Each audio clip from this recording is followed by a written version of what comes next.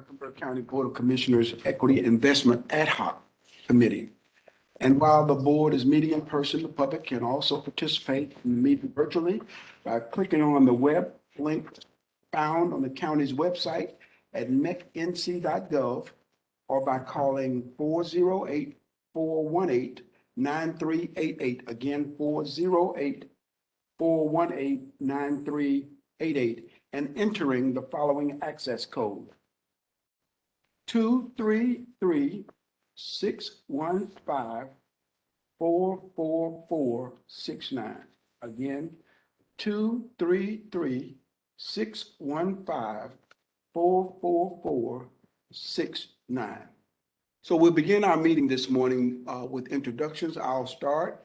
I am George Dunlap. I'm elected by the people of District 3, and I have the privilege of serving as chair of the board, and I also chair the ad hoc committee. Let me just go to my right, and then we can go down to my left. I'm going to put this microphone there for us to share. Good morning, everyone. My name is Mark Jarrell. I've been elected by the people of District 4. Happy to see everybody in the room, and thank you, everyone who's joining us via WebEx. Good morning. My name is Susan Rodriguez McDowell. I'm elected by the people of District 6. And Mr. Chairman, before we actually go further, may I please have a moment of personal privilege? Thank you. I've had a lot of questions from the community about access to this meeting, and I just really would like for the Deputy County Manager maybe to level set for us how this meeting is noticed and just what our procedure is so that it can be known by everyone. Just like, one question is, do we have a mailing list that people are already signed on to? And do we have social media and just how is it noticed? We notice it just utilizing our county website, in which we put it on our public-facing county website, but we also distribute it through PI's notification, in which they have a standard distribution list in which they notify the public. There is no separate notification group, if you're asking for that, for this committee. It's just the broader public information distribution group. Okay, so how far ahead is it put on the website? Because I'm told it hasn't been visible on the website. We have to post it up to 48 hours in advance. So we have to do that. And then whenever PI gets it and it uploads online, that's when it's posted. Okay, so the minimum is 2 days. And if do we not strive to do like 2 weeks notice? I thought there was like a 2-week thing. There is not for committees. Oh, okay, that's only for, okay. Sorry, Mr. Chairman. Thank you for. I think we can address that in a little bit, though. All right. Okay. Good morning. I'm Laura Meyer, and I represent District 5. Good morning. I am Wilhelmina Rembert, interim at-large commissioner. Greetings. Okay, so we have some county staff with us as well. We'll start with our county manager, Good morning, I'm Dina Diorio, County Manager. our deputy county manager, Good morning, Derek Ramos, Deputy County Manager and Chief of Staff. and we're still welcoming our new Chief Equity and Inclusion Officer, LaShawn Carter. Good morning, LaShawn Carter, Chief Equity Inclusion Officer. All right, and I think we also have Community Relations Coordinator Kay Timbo. Yes. Okay, and IT, Chris Cowles, he must be in the back somewhere. Yes. Now, we do have another elected official with us as well this morning, Jennifer Delahara, who is with the Board of County Commission. Would you like to say good morning? Oh. Audience slip, no lie.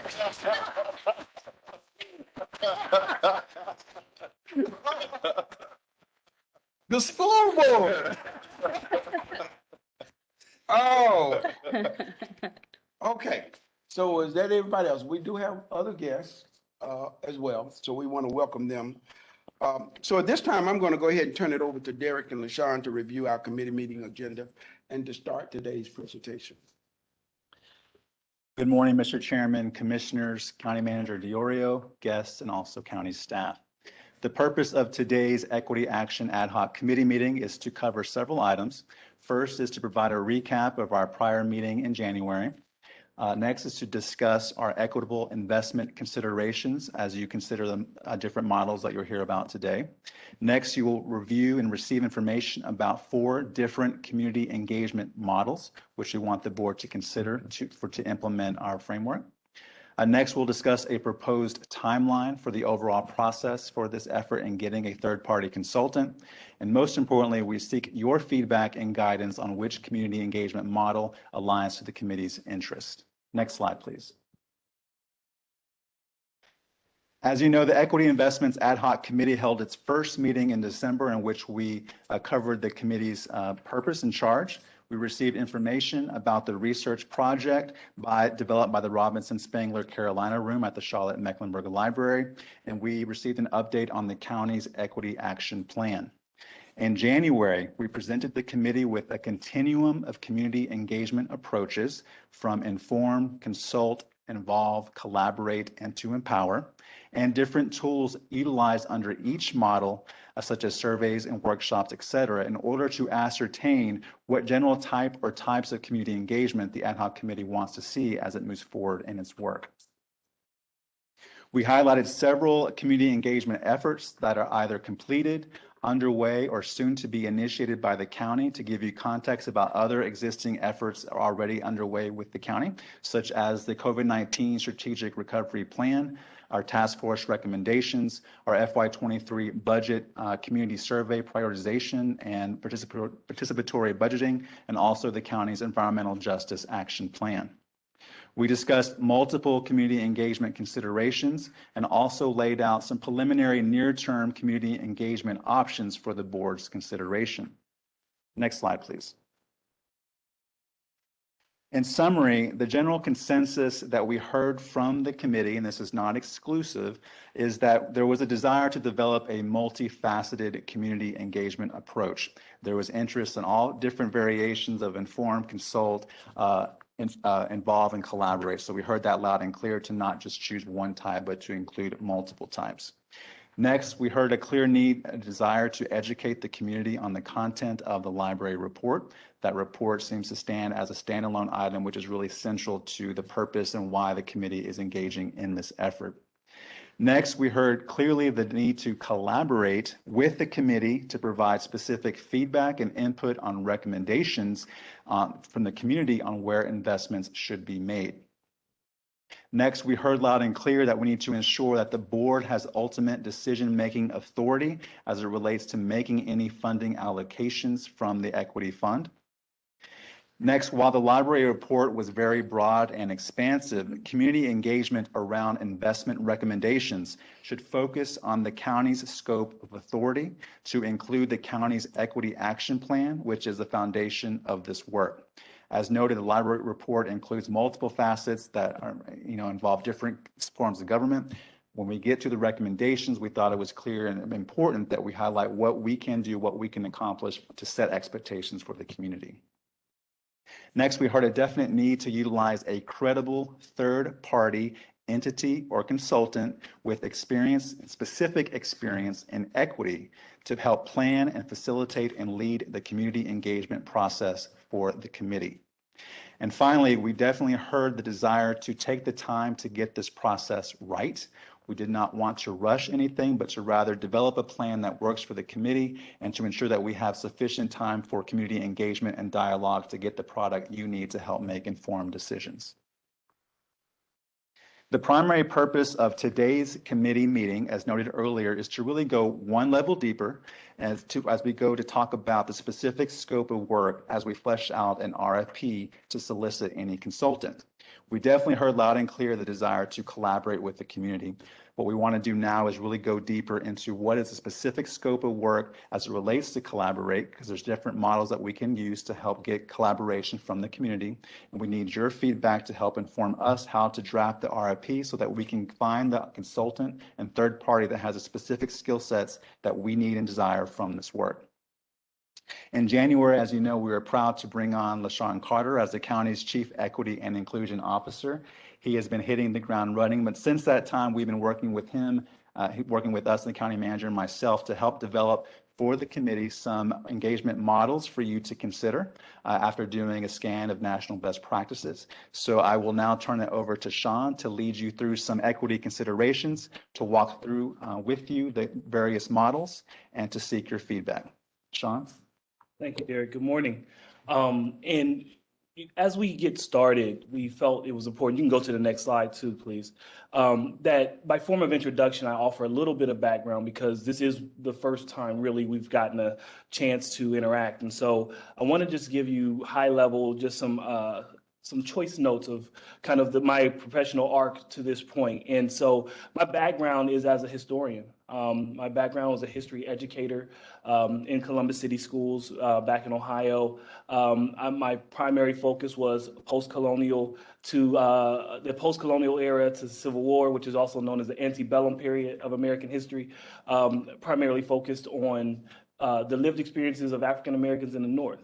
And because it's an under-discussed experience. And also, I think that experience kind of informed what became the Jim Crow era, which led to the Civil Rights era. But through that work, educational equity had always been kind of my point of view, right? My perspective.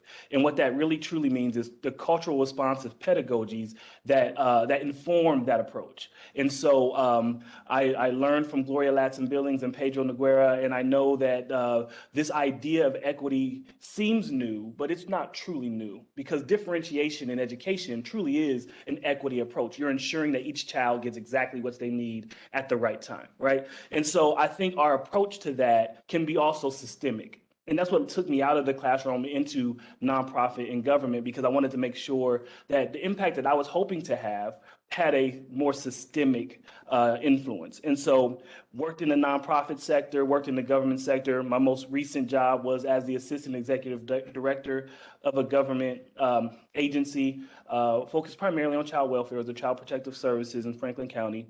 I was responsible for a department of over 240 staff.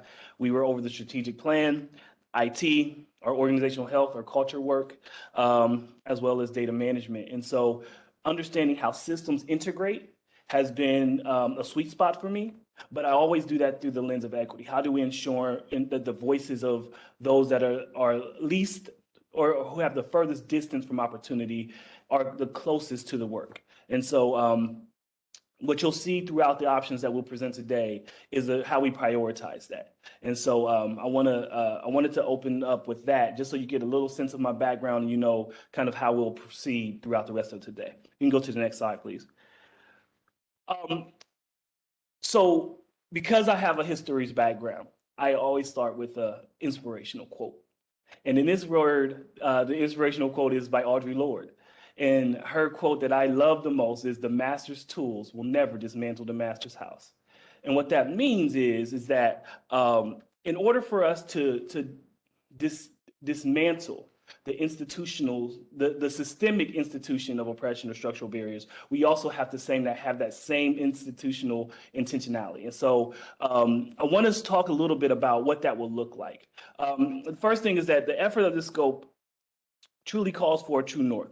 And for me, that true north is the notion that in order to do this work well, we have to be intentional about creating space and to establish trust. We also have to develop a process for common language and closing those feedback loops so that we're more clear about when we start something and end something, we can always point back to why we did what we did, what choices we made, and what inspired those choices in the long term. Secondly, processes like these are meant to be simultaneously data-driven and data-informed, and we have to be clear about the distinction between the two. And communicate those differences, because oftentimes we misunderstand what we mean when we say we're data-driven, when truly what we're saying, we are data-informed, meaning that we use data to inform our decisions, but they don't necessarily drive us because we have the liberty and the nuance to make a different choice despite what the data might tell us. And so we have to be able to be honest enough to make that distinction so that when you see in these options, there are some data-informed options, there are some data-driven options. And I think both of them have their virtues, and we'll be clear about which ones, which difference are showing up in our work today. You can go to the next slide, please. One other thing that I wanted to say, connected to the last slide, but kind of leads into this slide, is that our solutions are meant to be intentionally systemic, right? If we are attempting to do something that is long-term and sustainable, our approach does need to be systemic. It needs to look at all of the factors that contributed to this history. We need to look at all the factors that we have influence and control over that can help us get out of the legacy that we're trying to address. But also, we have to resist the urge to engage in something that's more transactional. The instinct is to engage in a transactional approach because transactional approaches are comfortable, they're familiar, but they're not long-term and sustainable, right? You'll make the difference in the lives of a few individuals when you make transactional approaches, but you won't change the landscape. The lexicon will be no different because we made some transactional investments, meaning we served a handful of people, but never truly addressed how we can make a more widespread difference across a community. And so we try to elevate the work to be much more systemic in how we approach our solution rather than kind of focused on some transactional approaches. So today we will review 4 options that are rooted in an environmental scan of national best and emerging practices, yet adapted to be suitable to our local conditions and community needs. We looked for inspiration, not for copying. We wanted to be sure that we did our homework. We saw what other communities were doing that were attempting to take this step, but we wanted to make sure we were nimble enough to put our own local texture to it. We wanted to be able to understand what our community needs are and be flexible enough to have that be informed by our process. The goal is not to take an approach off the shelf merely because it worked for another jurisdiction, but to rather take those examples and build on them to support what we want to do on behalf of the residents we serve. Again, this is the idea that we wanted to make sure that we were being responsive to our local community. And then it gives us the underpinnings of a model that has been tested, but the field is nascent enough for us to generate our own approaches and models our actions based on the needs of our residents. But then lastly, and the most important for me, is that it's intentionally disruptive. The approaches are familiar enough to not be seen as completely foreign objects, yet creative enough to potentially yield us results that we've never captured previously. We want to make sure that when you see something, you can identify it, but we wanted to create enough room that you could see a potential of us trying something completely different.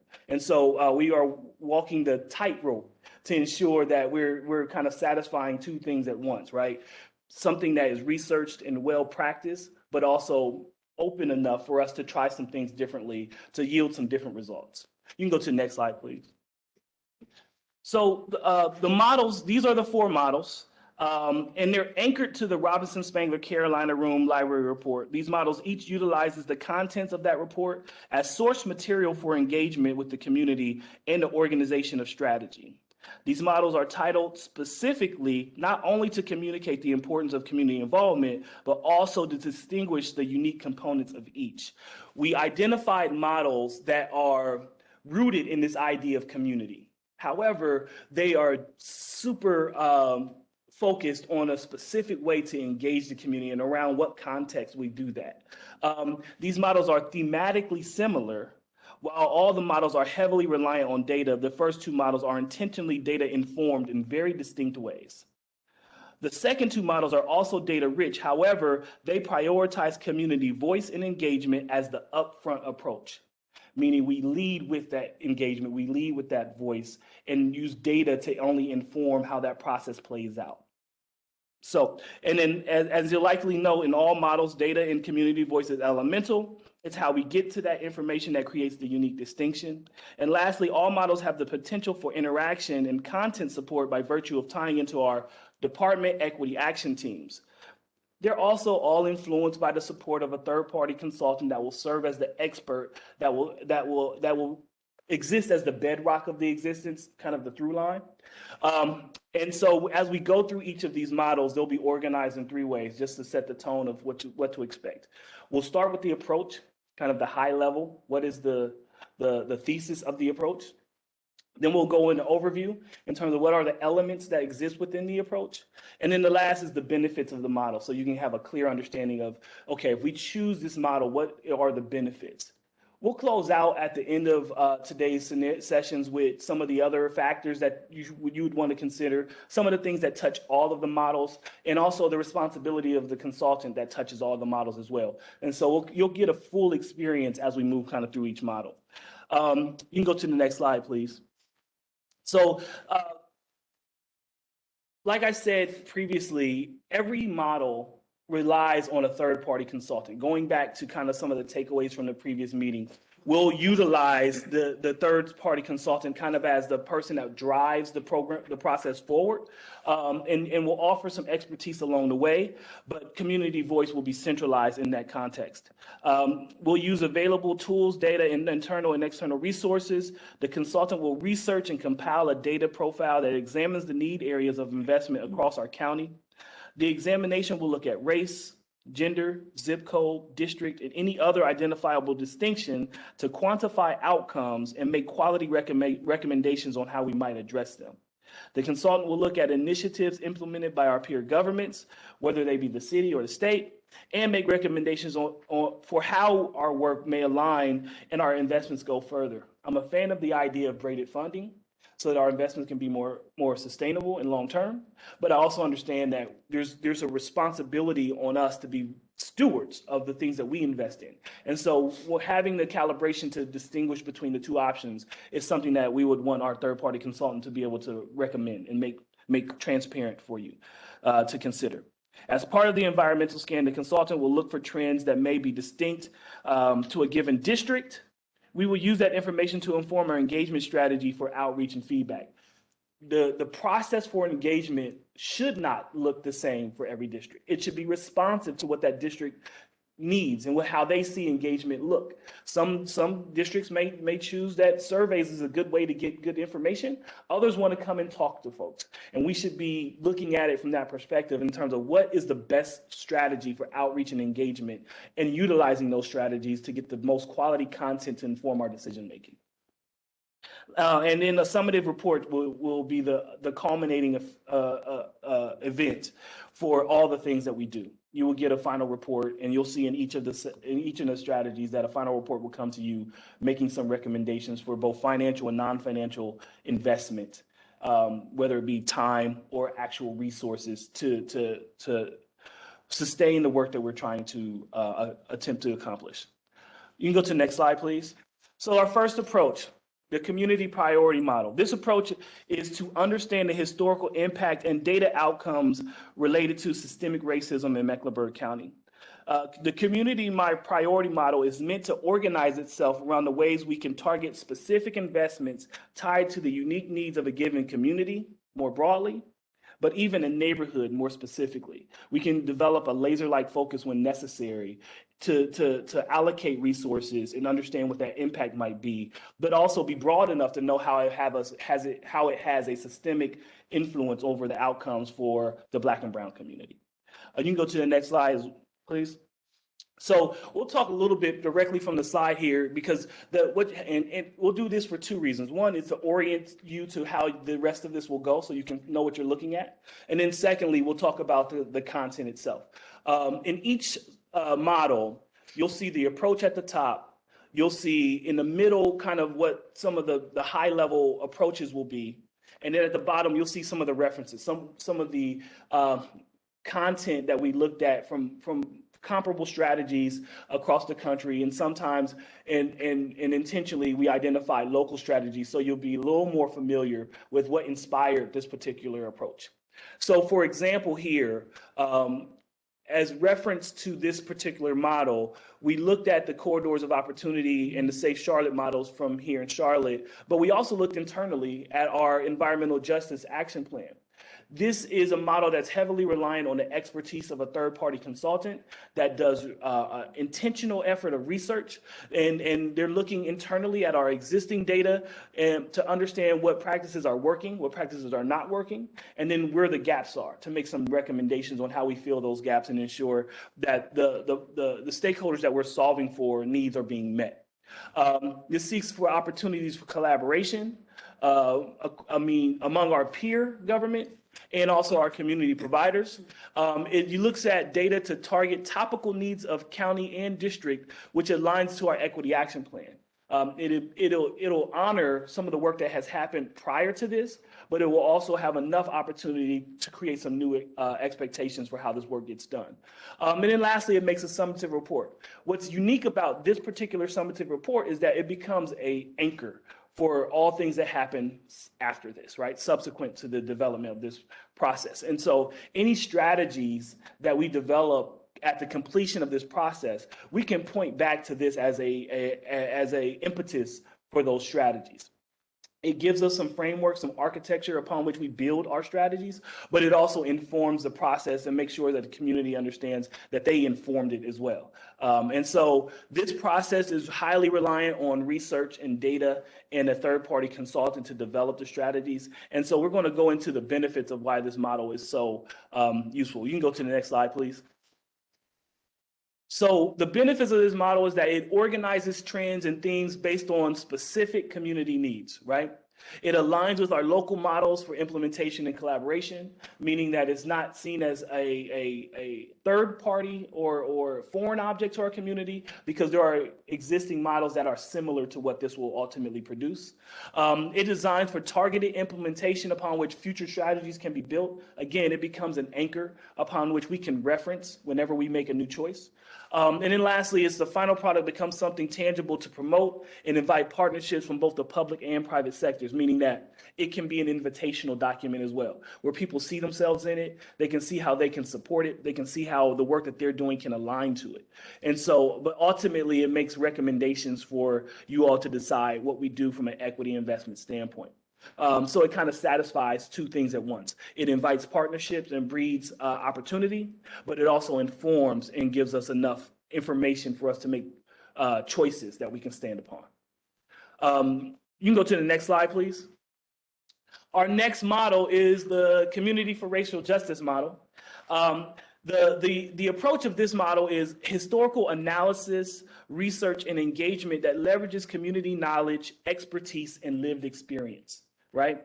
This model is meant to leverage community participation in a unique way that honors representation and voice in an interactive way, granting us access to the community in potentially new and interesting ways.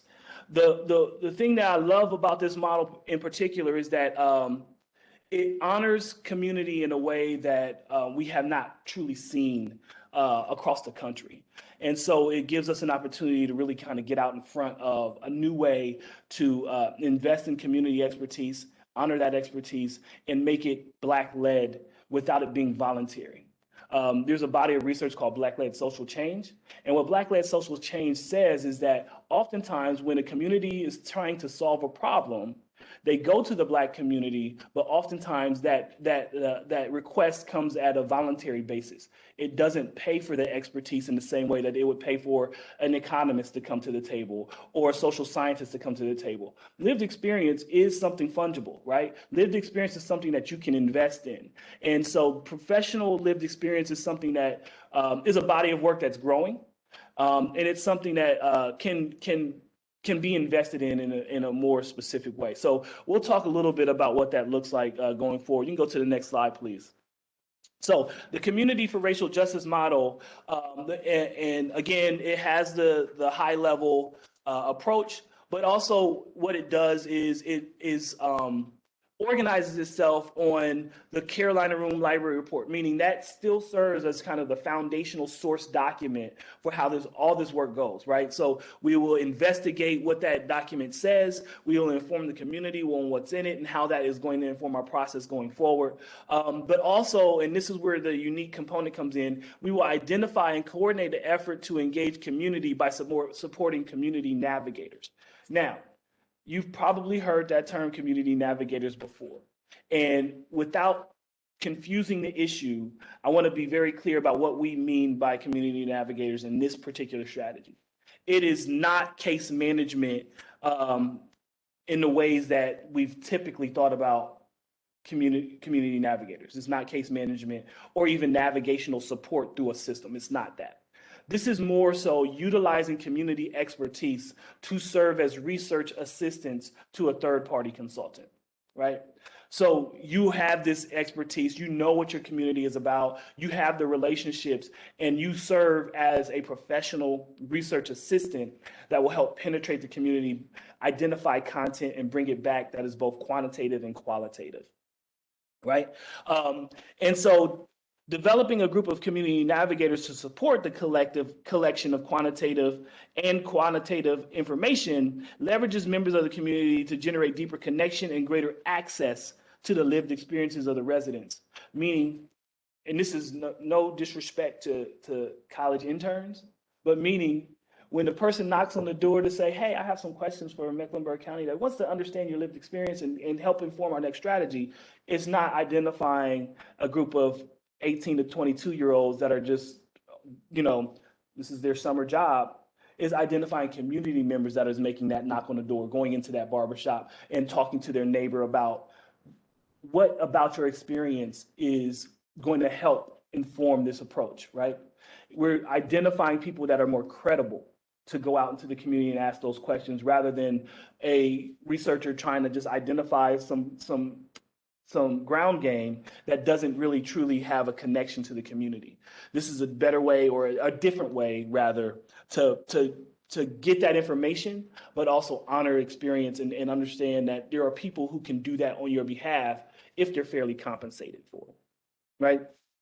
And so, again, they do not support or provide any case management or system navigation. Their expertise is truly rooted in the kind of content that we're trying to pull out of the communities to inform our investment approach, right? So this will also facilitate the collection of qualitative and quantitative data for the development of not only long-term non-financial strategies, but also specific investment when we identify what those gaps truly are. And again, all of them close with a summative report so that you have some framework to respond to and some deeper information to kind of inform how you think about community investment going forward. The reference model here is the Los Angeles Intervention Coalition. I see you nodding over there, Commissioner Jarrell. So the Intervention Coalition is a strategy that identifies community members as experts and invests in them to serve as those experts to provide interventions in the community. And so this is taking from that model, kind of riffing on it a bit, but going for with a distinct difference in that this work is meant to pull information out rather than provide a real-time intervention. So there's a subtle difference, but it's inspired by the same approach. You can go to the next slide, please. And this slide is really what the benefits are, right? So the data-driven process that prioritizes the collection and curation and reporting on both quantitative and qualitative outcomes, but those outcomes coming specifically from the community. It's an opportunity to act quickly and values lived experiences by putting resources into that community expertise right away, right? So if you're thinking about an opportunity to invest in the community in the near term, there are ways to identify who those experts are, recruit them into our process, and support them financially while they are supporting our effort, right? And that's something that can happen pretty quickly. It fosters collaboration between us and the community and a process that prioritizes experience and expertise, right? And lastly, the final recommendations will be backed by both data and community voice, which again is elemental to all of the approaches, but this one gets at that a little bit differently because it identifies the community voice as those navigators that will help identify deeper into the community voices for content. If you think about a community navigator as someone that is of the community, they are willing to go places that maybe an intern won't, right? Which means the authenticity of the voices that come out of that are much more real and tangible, right? If I am a research assistant that take this job because it's a temporary way to bring some additional resources, I may not go into that barbershop.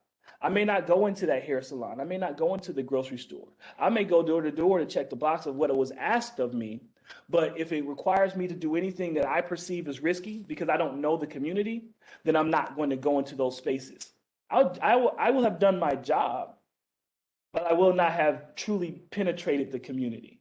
And so the reason why these community navigators are so useful is because they are of the community.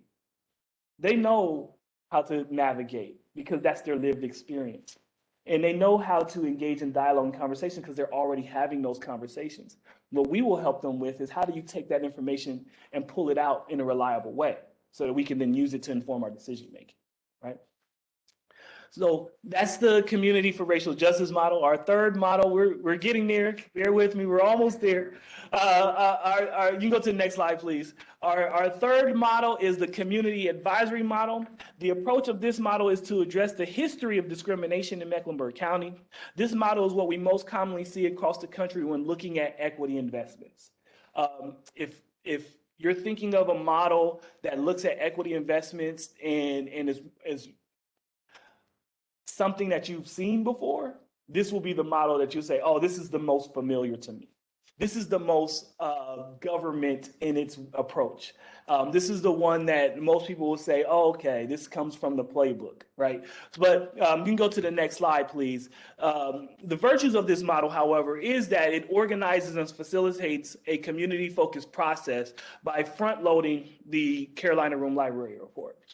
What it also does is it creates a task force. It creates that group of community stakeholders that are meant to go deep into the content and understand what the history is and also make recommendations based upon their expertise of all the things that make a difference to our community. And lastly, like all other models, it does come with a summative report at the end of the process.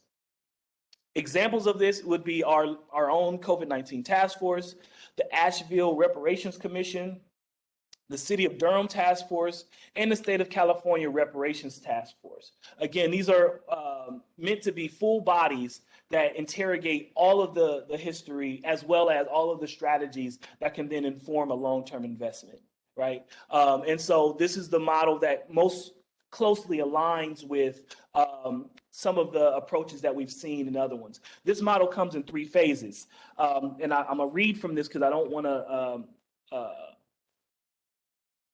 misspeak on what those phases are. Phase 1 is the foundational phase in which we interact with the community to foster transparency and acknowledgement of past harmful practices.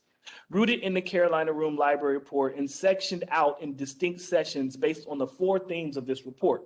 That be politics, law enforcement and justice, education, infrastructure, and service provision. The second phase will be the application and selection process of an equity investment commission. They will research policies and practices that will improve the conditions of Mecklenburg County, residents most harmed by the systemically and institutionally racist practices of policies of the past. They will also research investment strategies to repair the history of systemic and structural barriers that harm Black residents of Mecklenburg County. And the third and final phase is where a report will be finalized and shared with the Board of County Commissioners and the community, recommending a sustainable equity investment strategy meant to address specific systemic issues and recommend other forms of non-financial strategies for county leadership to consider. And so this is a full process similar to those that are happening right now in Asheville, Durham, the state of California, and a similar process that we went through with our COVID-19 task force. You can go to the next slide, please. It's talking a little bit about some of the benefits. This yields a comprehensive recommendation driven by the community and in response to what we identified as the Carolina Room Report and also the social determinants of health, right? The things like the educational access, healthcare access, social and community context, economic stability or mobility, and also neighborhoods in the built environment, which are the 5 areas of the social determinants of health. It aligns to that, and it gives us some more tangible information related to that. But it can also be perceived as boiling the ocean because it's a lot for anyone to be an expert in. And so it's big, it's massive, but it also is comprehensive. It's an opportunity to amplify how the county has already invested beyond the $2 million that's been set aside for this work. The county's efforts across the board has been equitable in nature, even prior to the equity action plan going into place. But the equity action plan kind of focuses that work. And this is a way for us to kind of amplify what some of those strategies have been and use the task force as a way to interrogate how effective they've been long term. This aligns with national practice of thoughtful and sustainable equity investment. It centers the community representation at the forefront, meaning who ends up living in the task force is something that we can be intentional about. And then also the final recommendations from the community, but the allocation of the resources remain the responsibility of the Board of County Commissioners. So this is a true partnership, right? We utilize the community to do some homework on our behalf, inform the investment strategy, and then we make determinations based upon that homework informing our approach. And we are at the last recommendation. And you can go to the next slide, please. This is the community work group model. This approach leverages the community knowledge, lived experience, and content-specific expertise. This model is meant to take advantage of the specificity of expertise that is lived or content-specific. It is an approach that doesn't ask any single participant to be all-knowing about all things. It allows for specific outcomes and requests and the expertise of stitching that together for synthesis and analysis to be on the consultant and on us. So what does that mean? You can go to the next slide, please. This scope of work prioritizes really three things. It prioritizes a process for engaging the community, again, around the library report findings and seeking qualitative feedback and personal histories and narratives, meaning the stories that people tell about their lived experience and allowing those stories, those narratives to inform our process, right? It also is a way to identify and coordinate the effort to engage community by developing topic-specific work groups. These topic-specific work groups are meant to only explore the realm of that work group. It's not meant to know everything about everything that the county government does. It's really meant about going deep on your specific lane of content. And then once you're complete with that process, you provide that resource back to the consultant and to us. We will find a through line and synthesize that to make the final recommendation so that people can just go deep on what they care about. One thing that's a challenge with the prior model versus this model is that oftentimes people end up on these task force because of a single issue. And that's the only issue they want to talk about. But yet still, their responsibility is to cover all issues. And single issue people are sometimes a challenge because they will sit back and create space for others while they're talking about the issues that they don't care about. But when it's time for their issue to be discussed, they want the floor. They're less collaborative, they're less intentional because they're like, I gave you your time when it was your issue. This is now my issue and I want the floor. That can be a challenge for collaboration. Because we've all been a part of task force when you have a single issue person in the group, that person wants to be heard on their single issue. And the challenge is, well, we all are here to solve problems for that single issue. And they feel like somehow we've granted them the responsibility to carry a load for that single issue because they gave us the floor on all the other topics that were less important to them. Now, equity is different because all things are important. But sometimes you do end up with single issue people on these task force, and they are sometimes a challenge to manage because there's some variation in their participation based upon what topics we're discussing for the day. What this model solves for is that a single issue person can go all the way in on their single issue, right? Because that is truly what you're here for. It identifies what those single issues are. It has the opportunity to go deeper on those issues, ask more specific and intentional questions, and it's not a drive-by. You can spend some time with it. You can interrogate our strategies. You can really engage with and examine what our outcomes are, and you can make thoughtful recommendations because this is the issue that matters to you. You have really spent your life's work, lived experience, or career really looking at this work, right?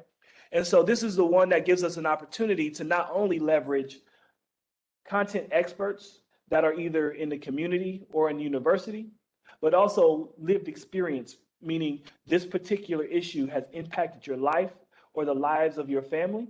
And you want to make sure that when the county is thinking about this issue, your voice has been heard, your point of view has been represented. And so this gives an opportunity for us to identify and isolate those spaces for those people who have a single issue that they really want to make sure that we address.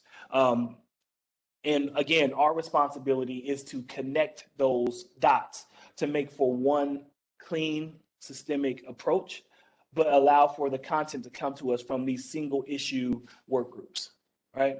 And that summative report is meant to not only identify those components of the library report, but again, also those social determinants of health as kind of those big bucket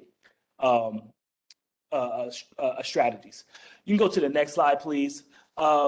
This model kind of disrupts the model of placing value on process expertise over lived experience, meaning that lived experience is as important to us as content knowledge, right? Meaning that when we're talking about a single issue, someone who's at the table because it has impacted their life specifically is as credible as someone who's spent a career doing research on this, but it may not have necessarily impacted their life, right? Oftentimes, community will go to that scholar, but not to the person that has lived it. And what this is saying, we're going to put the scholar and the lived experience person in the same room and have them hammer it out together and come up with something that informs what we decide to do, right? These people, there's parity in that knowledge that is not often honored. And what this approach does is say, we are going to elevate that parity. Because while your research is incredibly important and worth being honored, so is that lived experience. And we need to put those things in contact with one another. This also gives us a laser-like group focus where no single group is asked to boil the ocean. They can, again, go deep on that single issue. This fosters collaboration between community stakeholders and specific passions and lived experiences, but it values the knowledge of community members as a resource worthy of compensation and participation, right? And so, again, this final recommendation is backed by community voice and content-specific precision, meaning that we are so close to the issues because we have people that have spent a life's career researching it and also living it. So how close we get to solutions is really germane to how tightly bound these groups truly are, right? So that's everything. Woo, right? So let's go to the next slide really quickly, just kind of giving you some summary. So as you likely noted, all these models require community voice. I say this often, and I mean it. Our best strategies that yield our best results contain the voice of our community as a priority, because if they see themselves in the work, they are more prone to believe in it, and better still, will buy in and support it. We need to develop a process that encourages community and participation and voice. Because when they own the document and they see their handprint on it, their fingerprints on it, the DNA of the community in it, they're more likely to trust the document and what comes from it. And so we wanted to embed that into the process. Next slide, please. So other things to consider is that in some ways, this can be seen as a typical government process because it does ask us to identify a strategy. It does ask us to identify an RFP. It does ask us to utilize a consultant. However, we've made enough nuances to create enough difference and distance between the typical government process and what we're trying to do here to create a unique opportunity to do things differently. It's an important step in our broader equity strategy. We have our equity action plan. We have our core team, our department equity action teams. And this is a great way to piggyback off of that into something more tangible into the community that has investment connected to it, but also has the opportunity to feed back into what the next round of equity action planning will be. So that there's an opportunity for some continuity between the things that we say and the things that we do.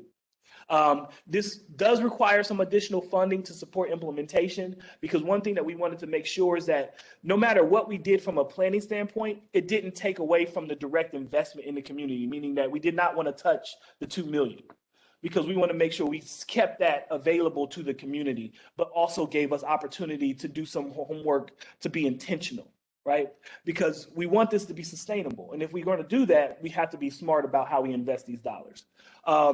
It does rely on an external consultant, and this is mostly for process support and content expertise, but also to keep the ball moving, because we have other equity strategies that we're going to be launching here soon.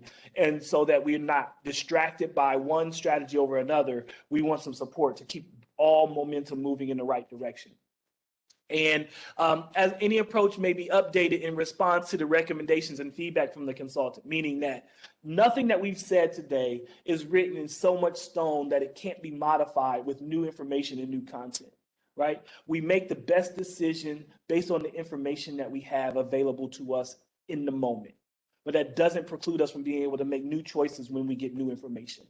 We don't want to box ourselves in and color ourselves into a corner. This is really us saying that this is a flexible and fluid opportunity that will be informed by the consultant, but also by the things we learn from you and the community. And so this is a final consideration. And so the last thing John, is, if I may, sorry to interrupt. If it's okay with the chair, we want to make sure that we ensure enough time for discussion from the board. The last 2 slides are more about process and cost, and I think we can cover that at the end if you want to, but I want to make sure that we capture your feedback and guidance. I know we're over time, so I defer to you, Mr. Chairman, if we can stop here. We want to make sure that we have enough time for discussion. Oh, and I agree with that, because we can talk about the cost. sure. Because one of the things that you said that really helped me was the fact that this cost should not come from the equity investment. And I think that was the primary concern of everybody, that the investment would still be there. So at this time, let's get some feedback, because, after hearing all these 4 models, I'm still not certain where my focus is. So since Commissioner Rembert is the newest, we'll let her start first. That wasn't fair. That's something. That's interesting, Mr. Chairman, that you would give me the opportunity to start first, because I'm not a regular member of this task force. I did just come on the board. I've had a chance to do some reading. But I want to begin with thanking you, Mr. Carter, for what I thought was really an excellent presentation of these 4 models. And having lived as long as I have, I've seen a lot of them implemented in different ways, not just in our community, but in my readings from my prior work in higher education. So I think that they all come with really good components. And if I understood you correctly, there will be an opportunity to build from all of them as we work in this community and make it unique to Mecklenburg County. And that makes good sense to me. I'm thinking about some of the models that have been used historically, where communities, particularly communities of color, have been targeted for change, and lots of dollars have been used to promote that change. But very often, those dollars went to people who didn't really live in the communities, didn't always understand the culture, didn't always understand the language and the nuances of the community. So I'm really pleased to hear the emphasis on recognizing the value of lived experiences. And recognizing that in a way that we don't continue to ask people to volunteer that, but to invest in that.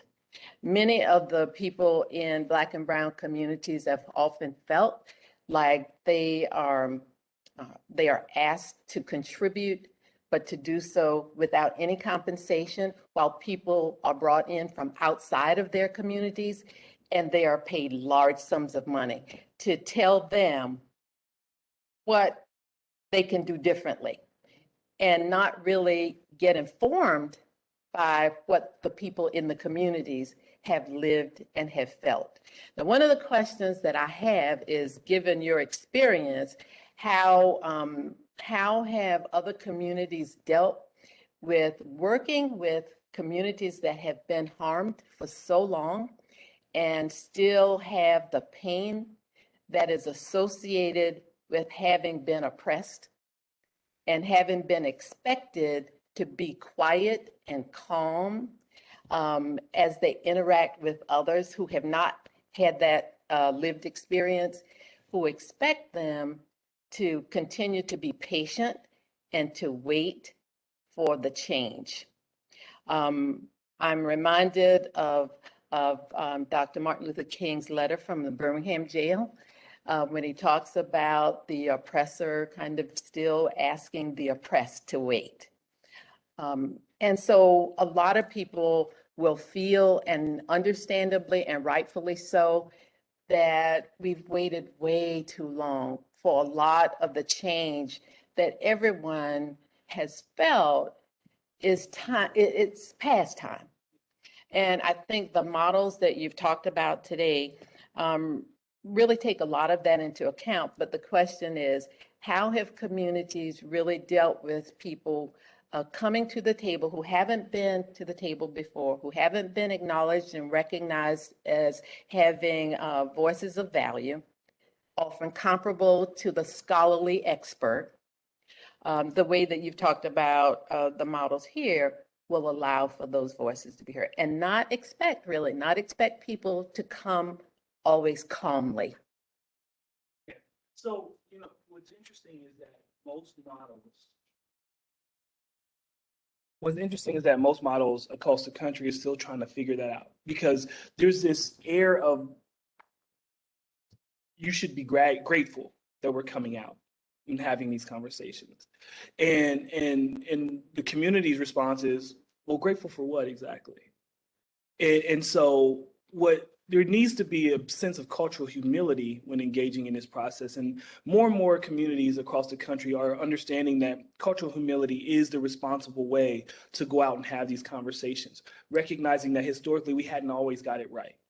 And so what I'm starting to see more commonly is that communities being more transparent and honest about the historical harms, and recognizing that you have a right to have frustration and anger, because we hadn't always had that humility. We've oftentimes came to communities with this air of hubris that there should be some form of gratitude that we're at least exploring it now.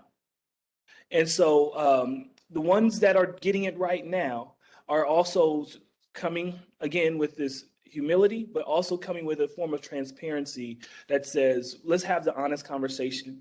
We're going to take into account your lived experience.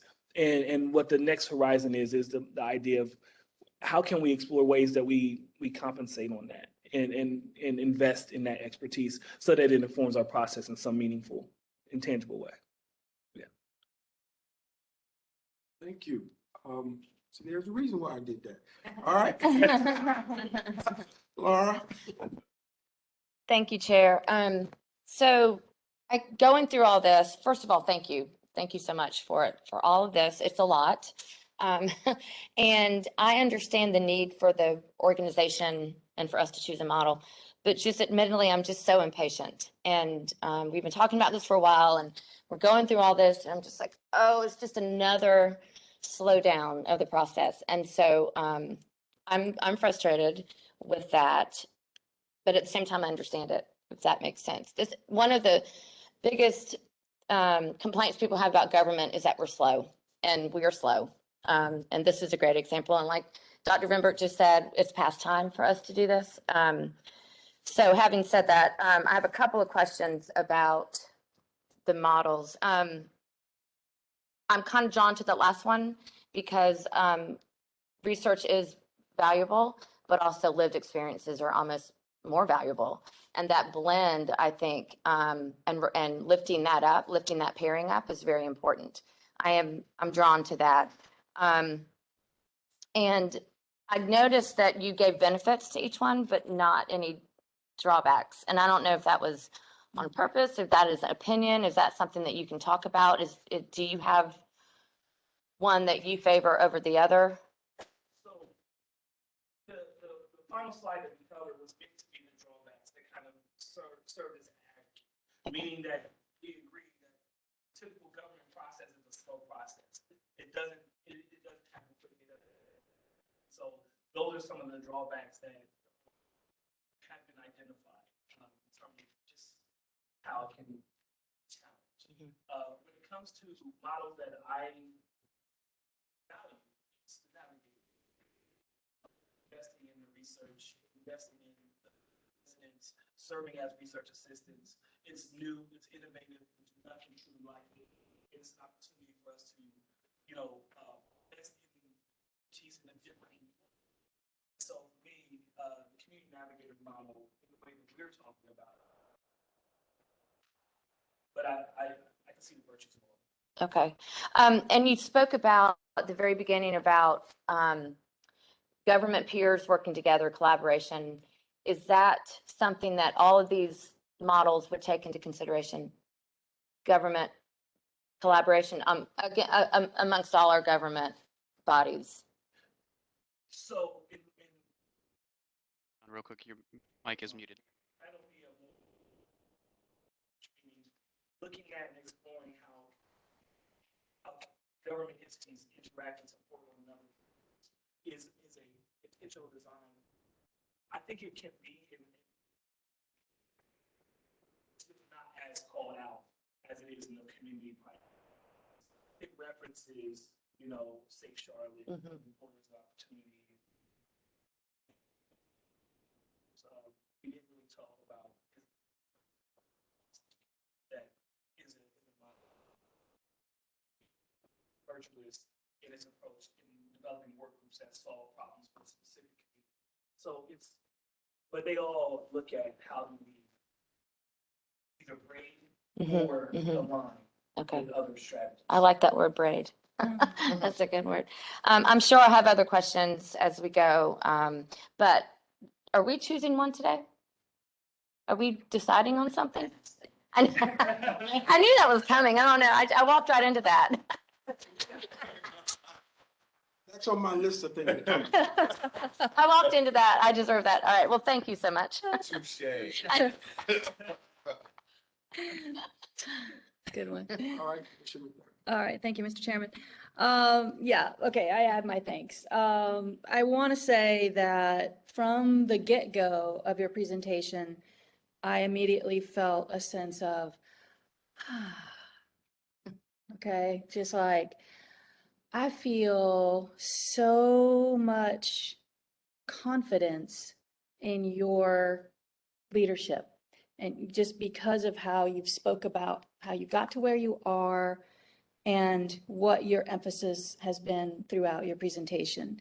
It really instilled confidence in me and really, I really just could keep on going with your presentation. I was wrapped. So thank you for that. I think that one thing that really stood out to me that you said, I mean, there was a ton that stood out, but resisting the instinct to act transactionally and to focus on systems. And, that really resonates. And I think that is a fight, because we want to be fast with the transactional, but yet we also don't want to just do the Band-Aids. And so I think that it is a temptation to say, just get the money out there. But I think that focusing on the systemic nature would be exactly what I think what this board has been about since I've been here. And so I think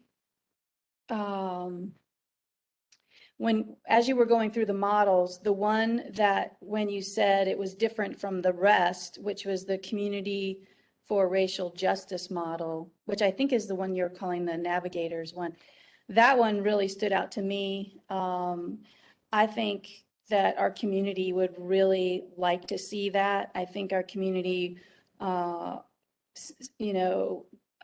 wants to be engaged. And I think they want their expertise to be recognized. And I hear that over and over again. And I think it's a theme that we should really listen to. I think that community members are experts, and we really should rely on them and invest in them. I loved how you talked about that. So that's the one that really resonates with me.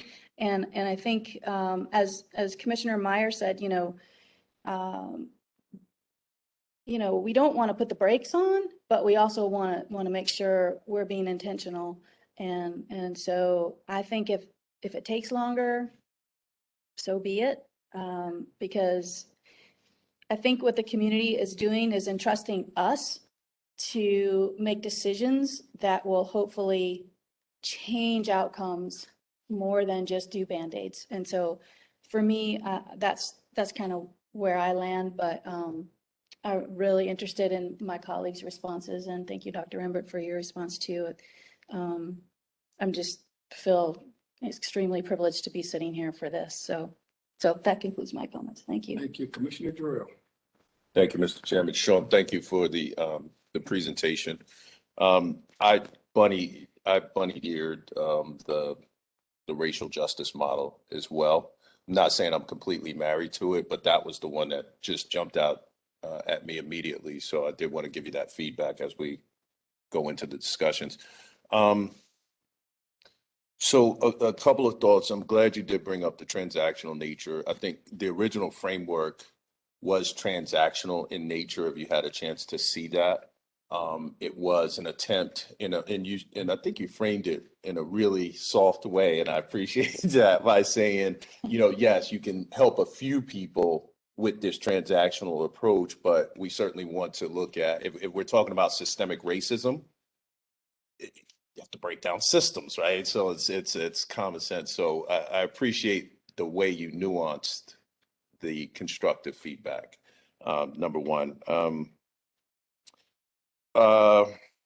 I'm curious to know, you gave a lot of community models, which I really appreciated. You honed in on communities that have implemented certain approaches. I'm curious, did you take a look at Evanston, Illinois? Because I didn't see it in the presentation. And again, that's more transactional, but I'm just curious if you looked at it. I did, and that's why it didn't show up, because Okay. I was trying to remain in the systems thinking. Sure. But Evanston model, but it is a good model though. Okay. All right. And that's, I just wanted to level set on that. I think a couple of things too. If we look at I would love for you to be able to help us really get a better understanding of, and I sound like a broken record when I say this, and I'm going to continue to push it, is the application of equity. Like all of our documents, everything we talk about, our hearts, minds, bodies, discuss equity. But again, I don't know if I'm fully connected on what the application would look like. And I think that's where sometimes the transactional nature comes into play, because you can really tangibly apply that. And so I don't know how you incorporate it into some of the models, if that makes sense. Yeah, so, thank you, Commissioner Jarrell, for that question. And because what I'll say quickly, and I tend to go long, but I'll be quick. How you apply equity is rooted in another body of research that is emerging, that is incredibly promising, and that's this idea of targeted universalism. Meaning, what are you trying to achieve ultimately? And if what you're trying to achieve is equity, then you do need to focus on where the gaps are and what your outcomes, what you're hoping for from an outcome standpoint, and put all of your efforts and resources toward achieving those outcomes. And so when you do that through the equity lens, you're going to automatically identify where the disparities are, but you're really more focused on, how do I get to that 100%? Right. And so now in this model, particularly, if participation is important, if community voice is important, if the outcome of the report is important, and thoughtful investment and sustainability is important, then we prioritize our focus on those aspects rather than the fact that there are gaps that needs to be addressed. Because if you do that well, you're going to close the gap. So just by nature of the let's say 2 million being applied is naturally allowing us to achieve that. Smart and application. intentional application Understood. is how that will get us there. Yes. Understood. Two other points. I noticed that we did not have any information around coordination of like the business community or other folks and what role that they may play in this conversation. Is there a reason for that? So that would primarily live within the community priority model. The community priority model is the model that would look at how we would engage with the public and private sector. I think that was the model where we talked a little bit about this idea of social change being braided and sustainable efforts being a partnership between public entities like county and city government, as well as private sector and nonprofit. So that would be the model where you would get closest to that. But I mean, with the influence of our consultant and with us still being connected to the process, we can ensure those other models make sure that happen as well. Final point is, I do think that with respect to the community navigators, it is important for us to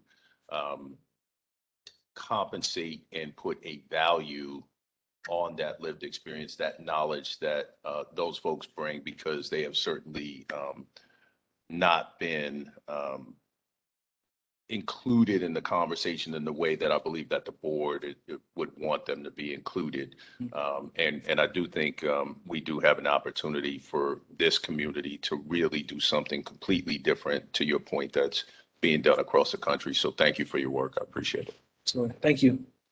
Let me start, John, by kind of echoing the sentiments of Commissioner McDowell.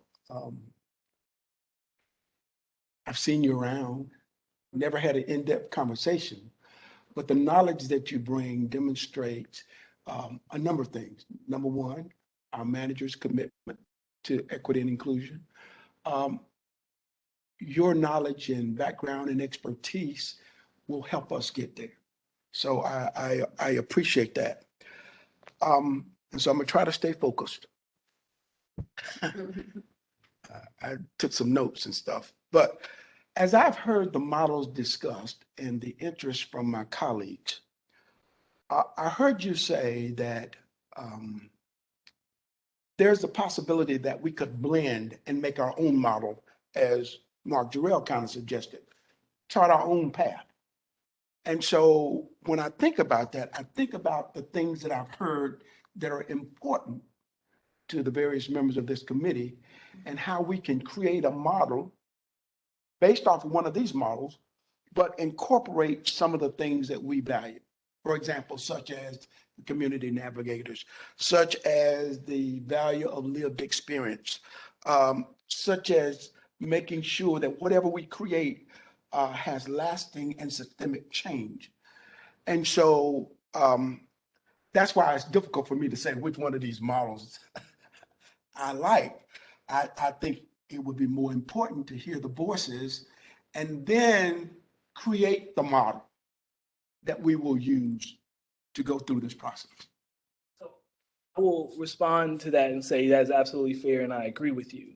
And also would say that the second model, the community for racial justice model, is the model that gets you closest to that, because it's kind of a 2-for-1, right? You get the community navigators, the investment directly in the community up front, but you also get the expertise of the consultant kind of partnering and using those navigators as their research assistants. So you still get the research backing. You still get the consideration of public and private investment. You still get the sustainability, but more than anything, you get the direct investment and the immediate investment in community expertise by funding those navigators to be the research assistants. So you kind of get 2-for-1 with that model, because all the elements of priority model live within the community navigators model, but it also has this investment idea of, instead of the researcher identifying their own people to go out and get the information, we're informing them and saying, no, matter of fact, mandating that they use community members to go out and get that information, which is what kind of pivots the model a bit. So more than any model, that's a model that pulls levers of more spaces than just the one it occupies.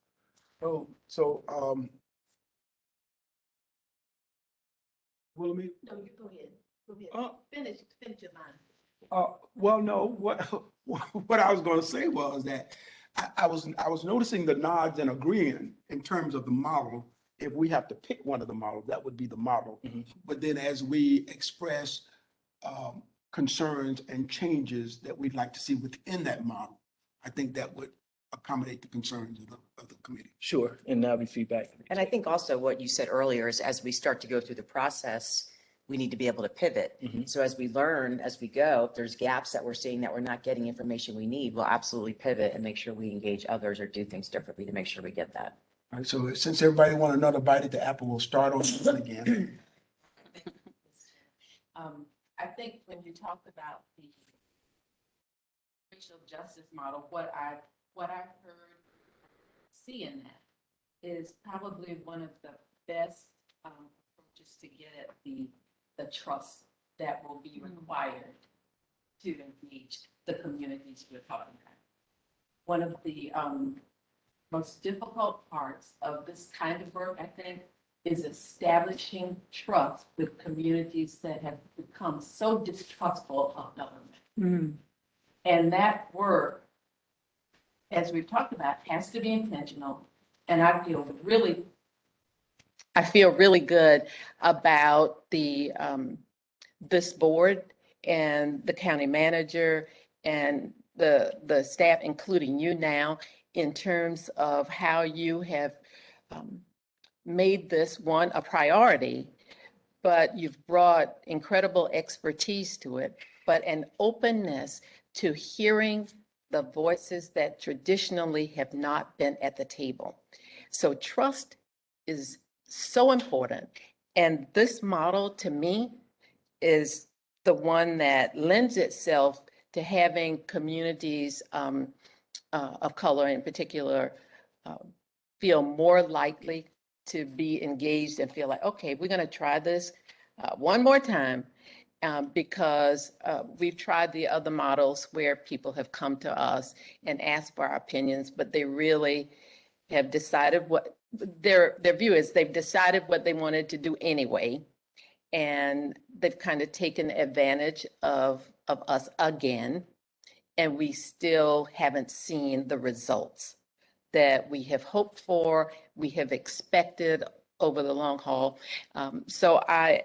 If I had to choose a model, it would be this one, because I think it would allow us to really build that trust that will be required for any sustainable model over the long haul. You know, I appreciate that, Commissioner Rimbert. And what I love about what you're saying is that confidence is trust sustained over time. Yes. And what we're looking for is the community's confidence, because we can establish the trust with a well-prepared kind of Absolutely. exposition. Right. But confidence will require us to live on that trust for an extended period of time. And going for community confidence is what we're trying to aspire to. And this model gets us closer to that. Thank you. Thank you, Mr. Chairman. Thank you, Mr. Chair. And I would agree with this model. I'm absolutely fine with this model. Just logistically, if we hire a consultant, we tell them the model, or do you hire the consultant based on, will they use the model that we want? Does that make sense? So the RFP will put the parameters Okay. for the consultant, and that would be baked into it. And they would bid based upon their ability to meet the standards of the RFP. Okay. And then once the consultant's hired, will they report to us, or do they report to you and you report to us? How does that work? They report to, us. Uh, and then they'll come present to you. okay. They'll absolutely come and present Okay. to you, but on a day-to-day basis, we'll You're- manage the you're- work. Okay. Yeah. All right. Thank you. Okay, so I think what I want to highlight is that I really believe that, okay, this $2 million, let's be honest. We have a $2 billion budget, and $2 million is a drop in the bucket. It's still a lot of money. $2 million is still a lot of money, but it's a drop in the bucket. But what I want to say is that I really believe that we are already investing in equity all the time, right? In our $2 billion budget, like we strive, that's our cross-cutting priority. And we've established that. And I feel so proud that we've established that. But I think the community doesn't always feel it because of how slow government is and how $2 billion stretched over all of our priorities, it just doesn't trickle down to the feeling of change for people.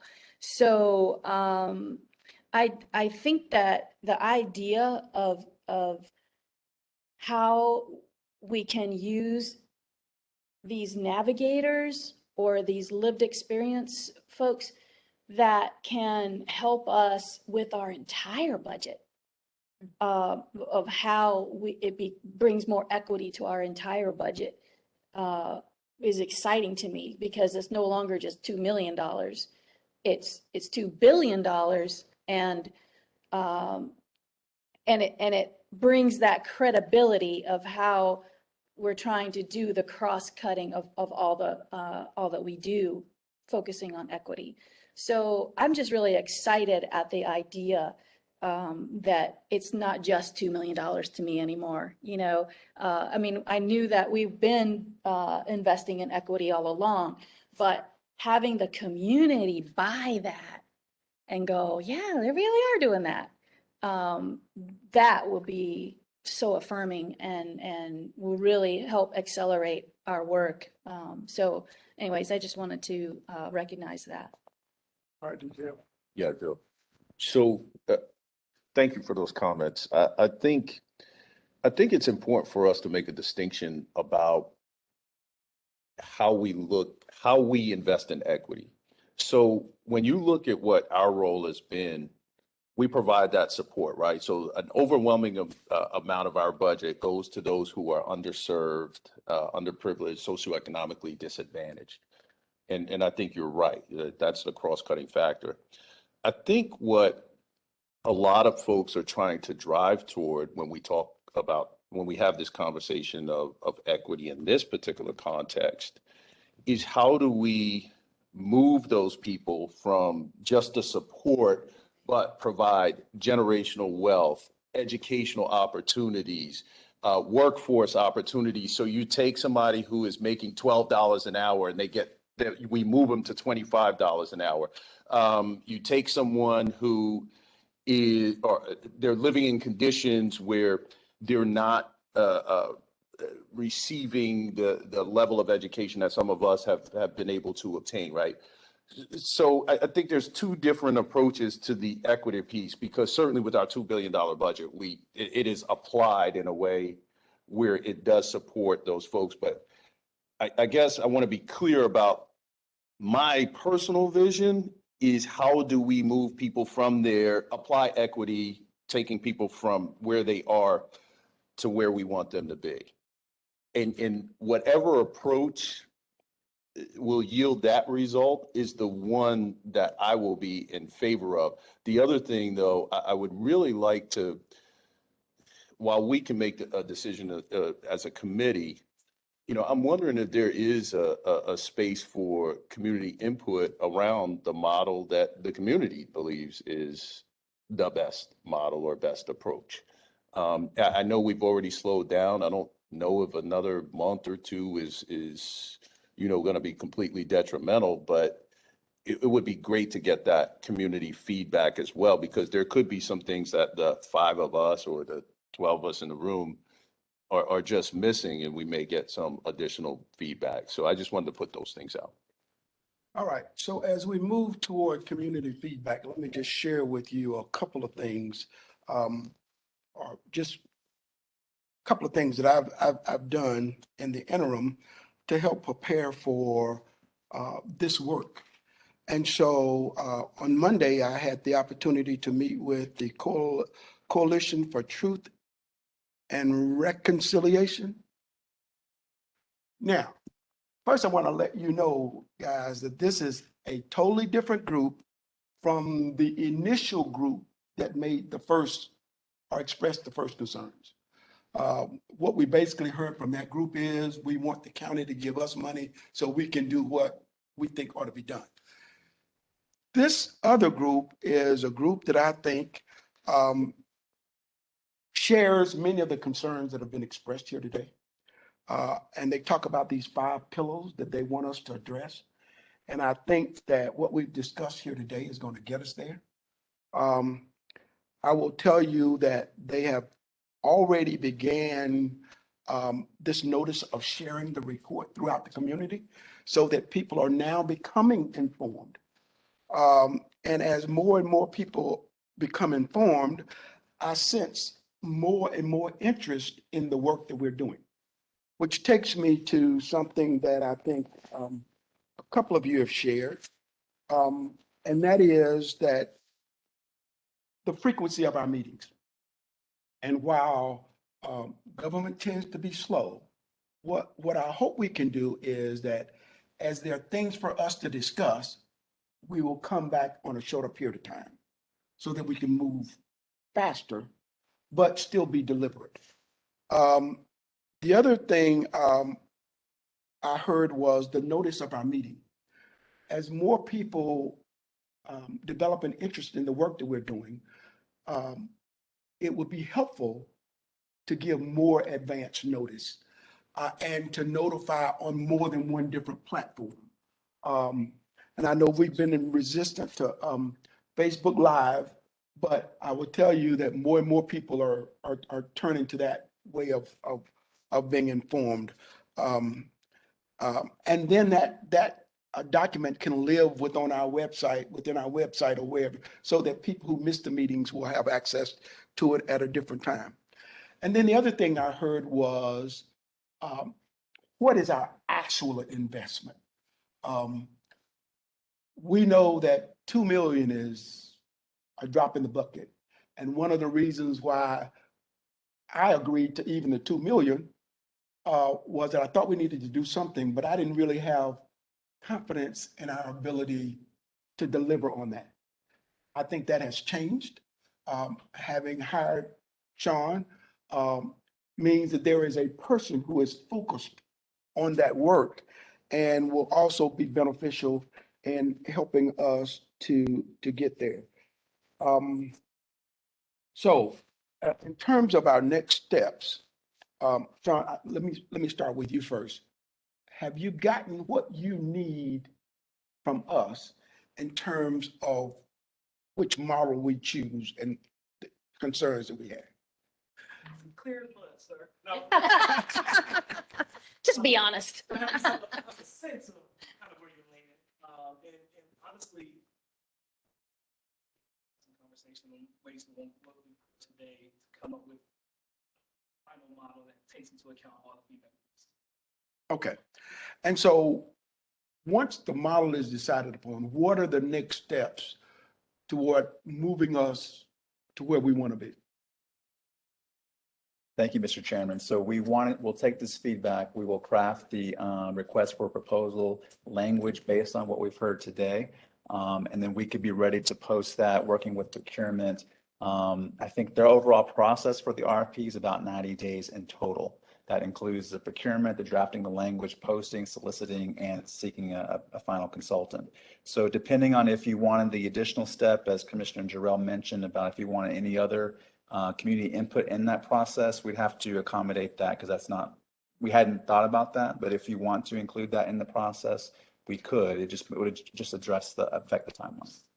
Well, let's include that, but let's include that a little bit differently so we don't slow up the process. Solicit feedback, and I'll just tell you that the chair of the Truth and Reconciliation Committee is here, present. So she's heard this, and I noticed Shemai Hayes, Kenny Robinson are all members of her committee, so other people have heard this presentation, which is why it was so important to be able to do it to the community. And what I'd like for you to do is develop a mechanism for them to provide feedback to you directly without having to come back through this committee again. That way you can move forward with the RFP. The other thing I wanted to ask you, because when I met with them, there was a person who developed a model, if you will, to inform the community. And so I'm sure they would be interested in knowing how that person would have at least an opportunity to apply or demonstrate some interest in doing that. So, Mr. Chairman, just to be clear, in terms of developing a process for people to provide feedback, you are asking for feedback on all the models, correct? Or just on the number 2, the Community for Racial Justice model, to be clear? So that it's beneficial, since we have mostly agreed to do, it should be on that model. We don't want to go back there again. Okay. That's clear to me. We can develop a process. Yeah, I just would say that I think that the model includes so much community engagement that having to put that other step in, it just feels kind of redundant to me. I mean, respectfully, I just, you know, Well, I think where I was going with it is if there was something that we didn't consider. I mean, because I don't know, I just want to make sure that what we don't do, because we're not going to be able to unring the bell. So if we get feedback on the back end, and maybe I was missing what the engagement model is, so we can hash it out and talk Well, about that, guys. But I think both concerns are valid. And what we want to do is, so we don't have to go back there, is to get it up front. Okay. We will develop a process to get feedback from the community about the Community for Racial Justice model specifically. We'll put the slides at a minimum online, but we'll develop other ways in which to capture feedback, provide some timeline, and work with PI to communicate that process so that that's clear and that we can reach as many people as possible who are interested to provide that feedback. Thank you. That's extremely helpful. Any last minute comments? Hearing none, Thank you. we only Thank a you. few minutes late. Thank you, guys. Really, this our best meeting so far. I wonder why. All right, so is there a motion to adjourn? So move. Second. Moved and properly second, hearing no unreadiness. All those in favor of the motion, let it be known by saying aye. Aye. The ayes have it, so carries the motion. Meeting stands adjourned. Wait,